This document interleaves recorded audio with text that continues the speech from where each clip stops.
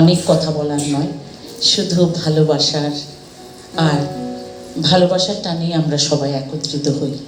আর বেশি ভালো লাগে এই অনুষ্ঠানে আমাদের দর্শক শ্রোতা কিন্তু আমাদেরই সঙ্গী সাথী শিল্পীরা বেশি। তাই সকলকে আমার ভালোবাসা, শ্রদ্ধা আর স্নেহ ছোটদের জন্য।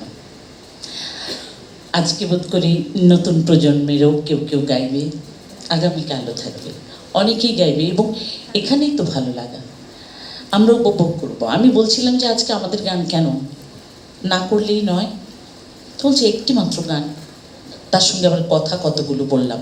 অনেক ধন্যবাদ। একটা গান গেয়ে শোনাচ্ছি। আমাদের জাতীয় তার যত সৃষ্টি আমরা যা শুনে এসেছি, প্রতিনিয়ত শুনে থাকি, সেই সব গানের বাইরেও আরও কত কত সুন্দর গান আছে। অনেক শিল্পী জানেন, কিন্তু তারা মনে করে থাকেন কমন গানটি গাইলে বোধ করি সবারই ভালো লাগবে।